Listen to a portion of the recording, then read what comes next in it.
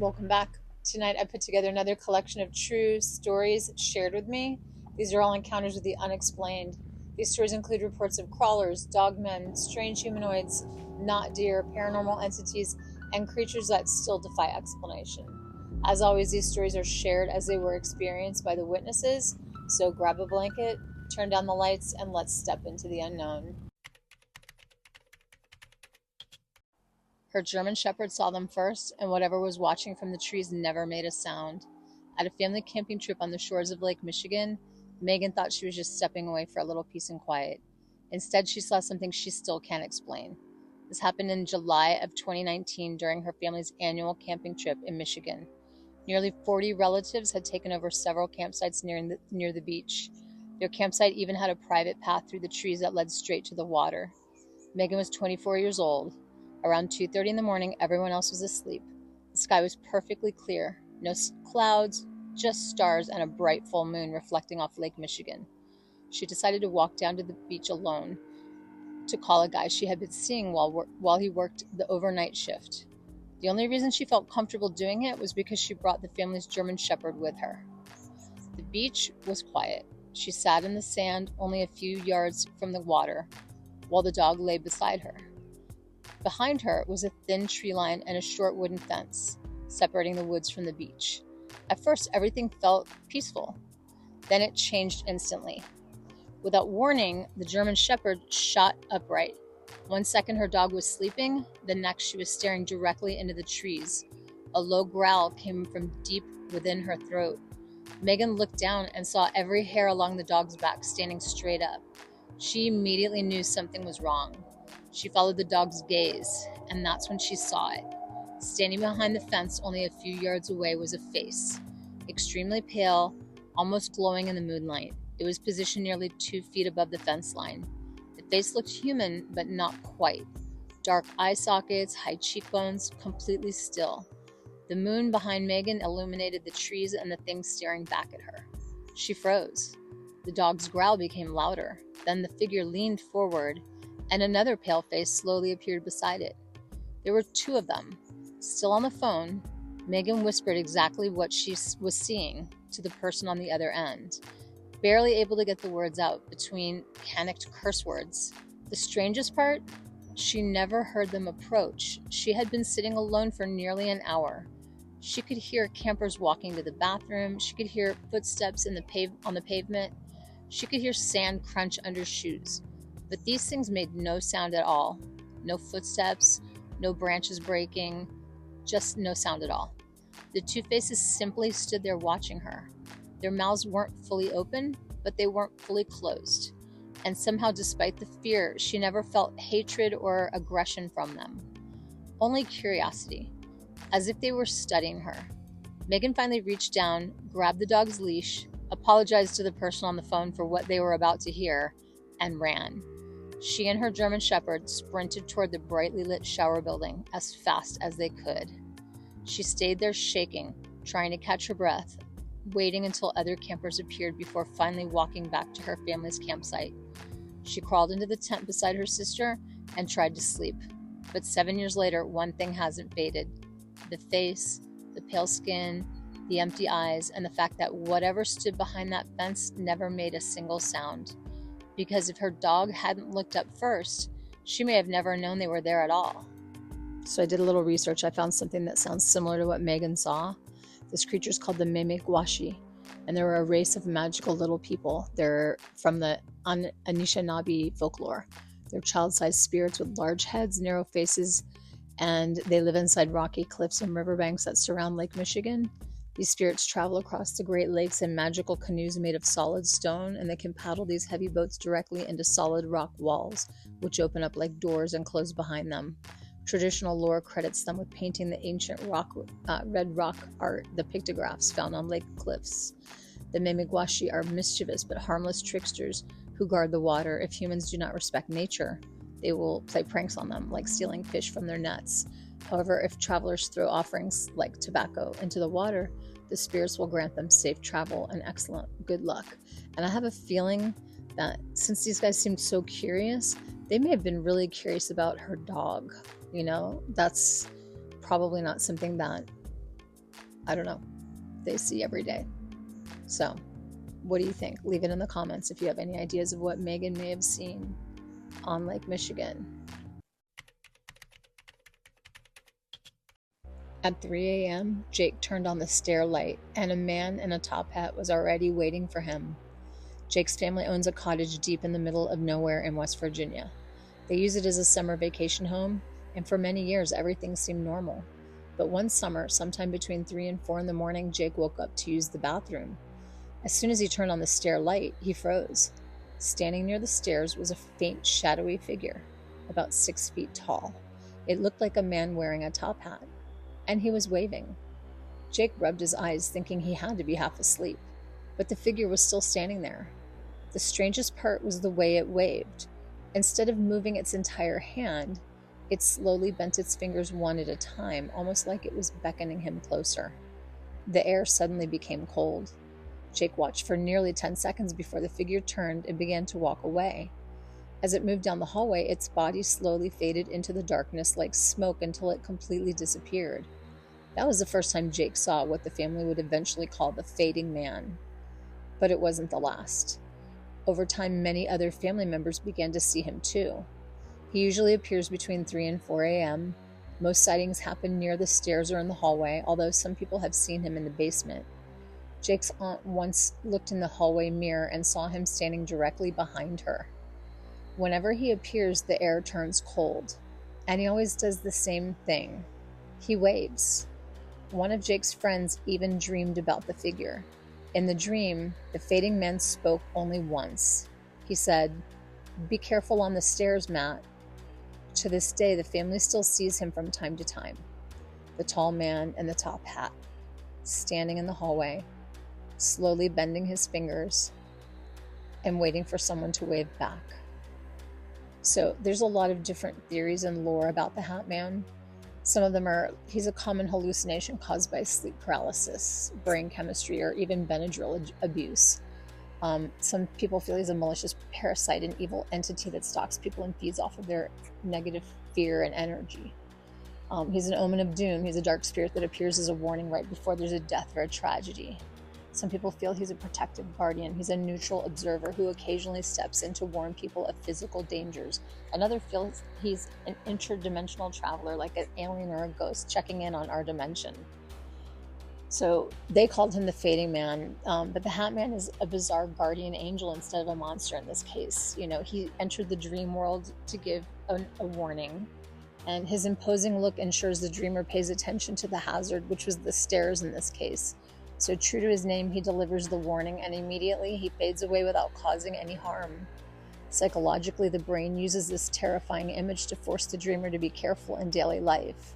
So, have you ever seen the Hat Man? Or do you know anybody who ever has seen the Hat Man? Please leave your comments down below. Something was walking outside her window 12 feet off the ground. Lilith had spent her entire life visiting the Appalachian town where her family roots ran deep. Her family history in that area was old, complicated, and according to relatives, dark. But despite spending countless nights there growing up, she had never experienced anything like this. She and her friends arrived at a secluded cabin just before midnight, and secluded doesn't even begin to describe it. The house sat deep in the woods, completely surrounded by thick forest. No nearby neighbors, no streetlights, just trees. The first night was quiet. The second night changed everything. Everyone at the cabin got drunk except Lilith. She stayed sober while the group gathered around a bonfire outside before heading back inside for the night. Something about the atmosphere shifted after that. On the third night, while everyone was asleep, she heard the back door open. No footsteps, no movement, no voices, just the sound of the door. She assumed one of her friends had gone outside, but the next morning she learned everyone had been asleep, including the friend she thought it might have been. Then came the sounds outside her bedroom. Lilith and her best friend had decided to share a room because another bedroom in the cabin made them both feel uneasy. The window sat nearly 12 feet above the ground. Late that night, after her friend had fallen asleep, Lilith heard heavy footsteps directly beneath the window. Slow, deep, uneven. Not a deer, not a bear. Not anything she recognized. Then something began tapping against the wall beside the window. Tap, scrape, tap, scrape. She never opened her eyes. She lay perfectly still until she finally fell asleep. And she never told anyone. Not while they were there, in that house. But the final night was the worst. Because of severe jaw pain that had suddenly appeared during the trip, Lilith slept downstairs on the couch. The pain was unusual for her. It normally only happened during periods of intense stress. She covered every window she could. Every curtain was closed. One window didn't have enough blinds, so she blocked the opening with a pillow. Her friends went to bed. She stayed on the phone with her boyfriend, who had already fallen asleep. Then she heard the voice. It sounded almost like her niece, but deeper, wrong, not human. Her instincts kicked in instantly. She shut her eyes, turned toward the back of the couch, and refused to look. The cabin itself felt strange. Every mirror seemed to face another mirror. Bedrooms, bathrooms, everywhere. And hanging above one doorway was a large pentacle. Lilith had been raised practicing witchcraft by her mother and couldn't ignore the energy inside that house. Something felt active. Something felt awake. And despite spending years in those mountains, respecting the land, respecting the trees, and respecting the place her family came from, she had never experienced anything this intense. So what do you think was outside her window? And why do you think it seemed to arrive only after the second night? So do you think maybe the bonfire upset something that was in the area? If you have any ideas or theories, leave it in the comments. Only she saw it. The woman who shared this story wanted to remain anonymous, so we'll call her Jenna. In August of 2024, Jenna and her husband were driving home through Gurnee, Illinois around 11 p.m. The road was dark, surrounded by open fields, and they were the only car out that night. As they rounded a curve, Jenna saw something standing in the middle of the road. It was tall, extremely thin, and hunched over. It had unusually long arms and legs, dark, patchy fur, and a face that reminded her of a wolf or German shepherd. Its back legs bent almost like a deer. The creature looked directly into their headlights. Then it ran. In only 5 huge strides, it crossed the road and disappeared into the field. Jenna screamed for her husband to brake, but he never saw anything. To him, the road was completely empty. As they drove away, Jenna turned around and kept watching. The creature stood perfectly still in the field, staring back at them. Her husband still insists he never saw anything at all. After doing some research on what she experienced, I found several possibilities. She may have seen the Illinois Dogman, a local legend described as tall, hunchback, wolf-like creature with deer-like legs and patchy fur. Others compare the description to the modern version of the Wendigo found in horror stories and online folklore. There could also be a real-world explanation. A coyote suffering from mange can lose patches of fur and appear skeletal, while the way canines run and stand can make them appear strangely upright in headlights. But Jenna still has one question. Why was she the only person who saw it? So now it's your turn. What do you think she saw? Have you ever seen anything similar? And I'm sharing a link to the story with her, so let her know. They thought it was just a person until it started running at them with no upper body. This happened back in January. Faye and her longtime friend Mason were gathering firewood for a campfire in a wooded area in Washington state. The place had always felt creepy, but nothing had ever happened there before. As Faye dropped another stick into their basket, Mason suddenly stopped and said, What is that?" Faye looked toward a nearby pine tree and saw what appeared to be a pair of human legs standing beneath it. At first, they weren't too concerned. There didn't seem to be any clothes, and Faye assumed it was probably just someone wandering through the woods. Then, it started running straight at them. That's when Faye realized something that made their stomach drop. There was no upper body, just a pair of legs charging through the darkness. Neither of them stuck around to investigate. They turned and ran as fast as they could toward the nearest streetlights. But just before they reached them, a deer suddenly burst from the woods and flew past Faye at full speed, adding one final scare to an already terrifying night. Both Faye and Mason insist they were completely sober, and to this day, neither of them can explain what they saw. So, What could it have been? One possibility comes from the Pacific Northwest indigenous folklore. The Stick Indians, mysterious forest spirits said to appear without warning, create overwhelming fear, and disappear back into the trees before anyone can understand what they witnessed. Others point to legends of the Flying Head, a supernatural being whose stories vary between tribes. Some descriptions tell of strange, incomplete, or shadow-like figures moving unnaturally through the forest. There are also traditions throughout the Pacific Northwest that speak of shape-shifting guardian beings, entities said to mimic wildlife, change form, or appear as something that doesn't quite look human. Then there's the deer.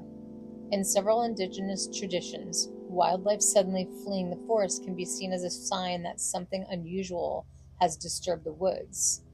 Was the deer simply startled, or was it running from the same thing Faye and Mason were? Of course, there's no way to know exactly what happened that night.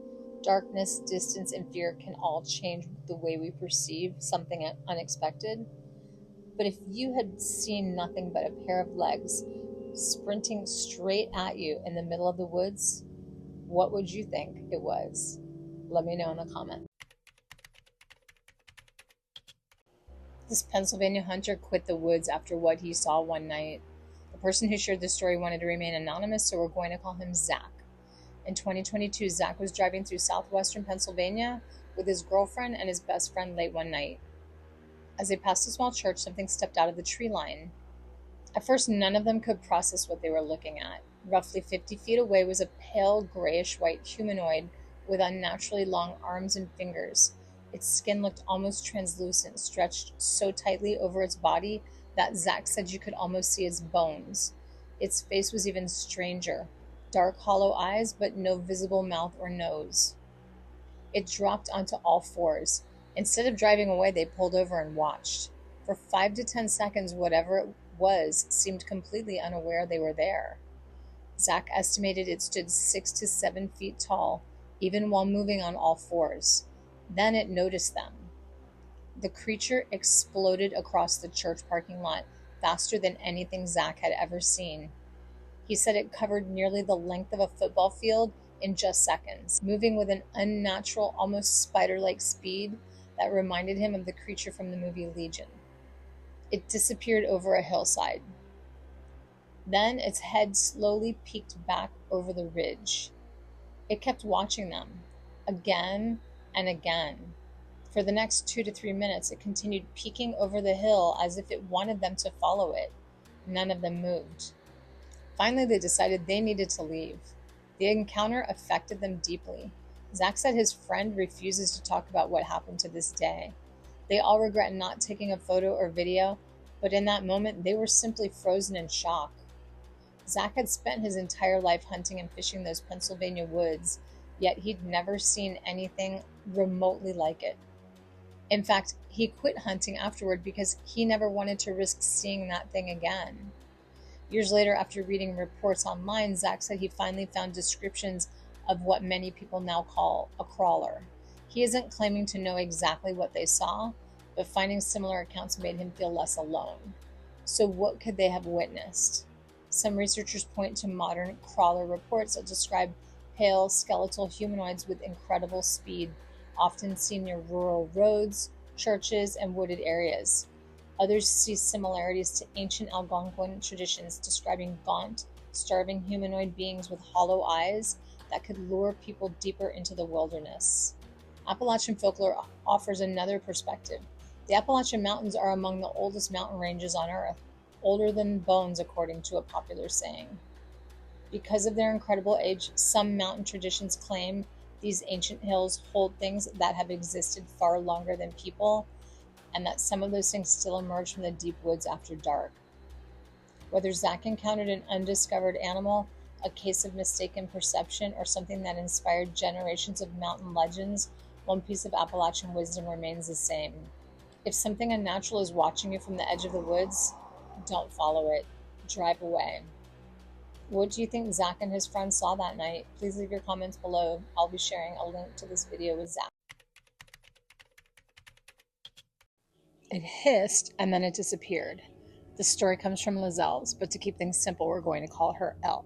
About a week ago, Elle was staying off-grid in central Oregon near the Mackenzie River and the Willamette National Forest. The property had no outside lights, so after dark, everyone relied entirely on headlamps to get around. Late one night, Elle was walking alone to the outhouse. As she left, something caught the corner of her eye. Behind a nearby wall stood a gray-white figure. The moment she turned toward it, Elle heard a strange whispering hiss. The figure instantly disappeared. The vines along the wall rustled as something moved with incredible speed. Elle caught only a blur before it vanished into the darkness. Then everything became silent. No footsteps, no movement, no sounds from the woods. Trying to stay calm, Elle quietly said, "What was that?" She walked back toward the cabin as quickly as she could without running. What makes this encounter even stranger is where it happened. The Mackenzie River corridor and the Willamette National Forest are considered by many researchers to be hotspots for unexplained encounters because of the dense old-growth forests, lava fields, and miles of remote wilderness. Some native legends speak of stick Indian forest beings known for whispering to travelers before disappearing into the trees. Others compare encounters like this to modern reports of crawlers, pale gray humanoid figures said to move with unnatural speed. Of course, some believe it could have been a cougar or another predator moving through the darkness. But what do you think Elle encountered that night? A wild animal, an ancient piece of Oregon folklore, or something still hiding in the forests of Oregon? I'll be sharing this with her, so please leave your comments below.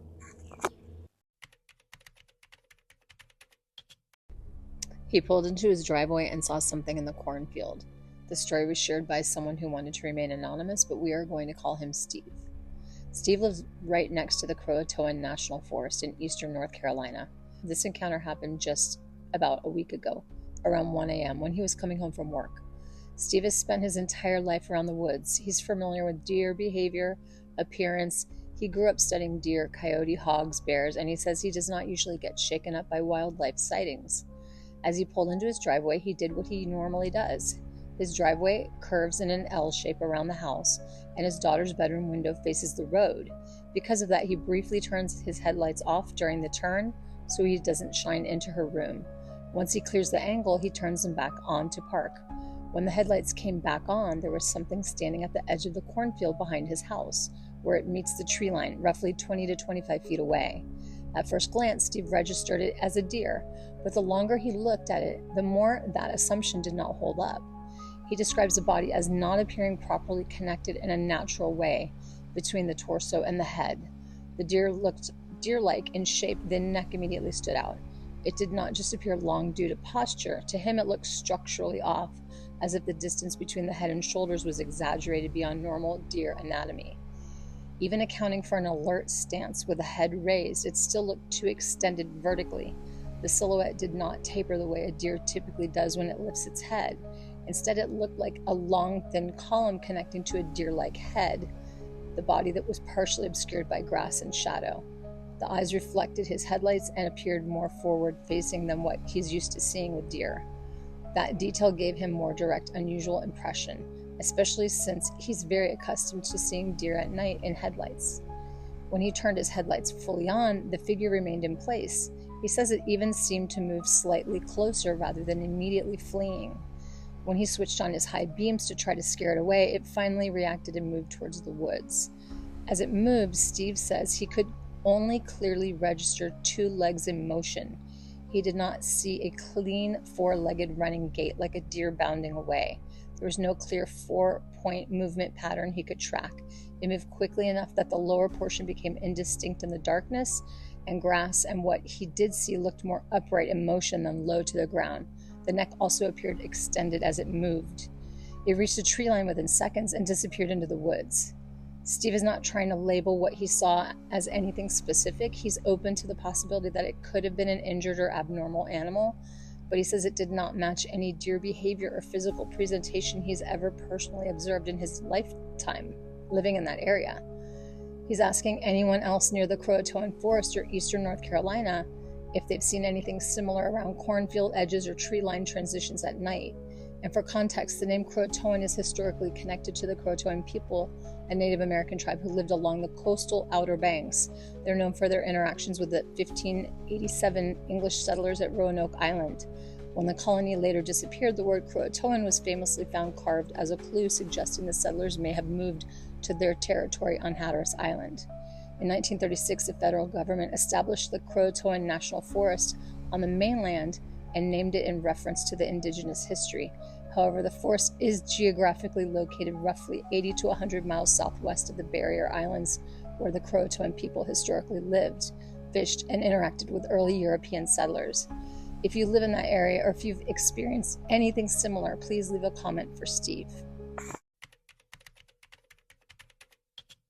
She heard a childlike giggle, but there wasn't another person in sight. The story comes from Sweet Lorelei, and if Lorelai's name sounds familiar, it's because she previously shared the story about pine cones being thrown at their rental cabin in the woods near Pigeon Forge, Tennessee. This encounter happened years earlier while she was working second shift on a hospital campus in central Pennsylvania. Lorelei worked at a residence where adult patients stayed while receiving treatment, similar to the Ronald McDonald House, but for adults. The building sat on a quiet hospital campus with a small patch of woods and a walking trail nearby. At night, after the lights were dimmed and only a lamp illuminated the front desk, the building always felt a little eerie. Once the patients were checked in and the phones were quiet, staff were allowed to read during the slower hours. Lorelei says she had several strange experiences throughout her life and considers herself somewhat sensitive, even though she's naturally skeptical. On this particular night, she'd been reading about the Fae and people's reported encounters with them. She'd also been learning about opening her third eye, simply out of curiosity and a love of exploring different spiritual ideas.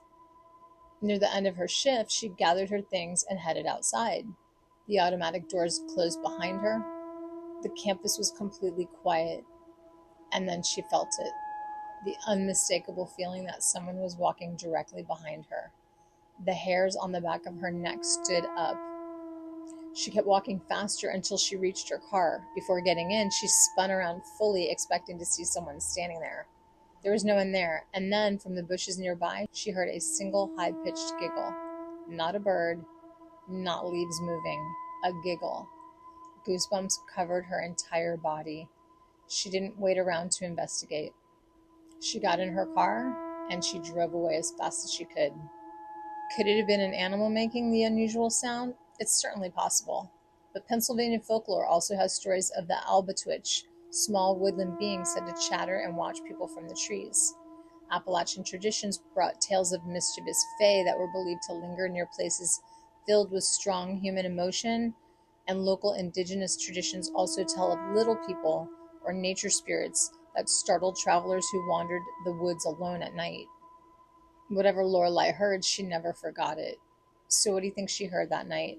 Was it a perfectly natural sound or something watching from the woods that wanted her to know it was there? Please leave your comments for Lorelei. I'll be sharing a link to this video with her. If you made it all the way to the end, thank you so much for spending part of your night or day with me. Your likes, comments, subscriptions, and shares help this channel grow more than you know, and I appreciate every single one of you. I'd love to know which story was your favorite tonight. Did one remind you of an experience you've had, or is there one you just can't explain? Let me know in the comments because I love to hear what you have to say. And if you've had a strange encounter of your own, whether it involved a crawler, dogman, ghost, a mysterious creature, or something you still can't identify, I'd love to hear your story. Your experience could be featured in a future video. My email and Google form are both located in the About section, and you can use either one to submit a story. Until next time, keep your eyes on the tree line, trust your instincts, and I'll meet you back here at midnight. Sweet dreams if you can sleep.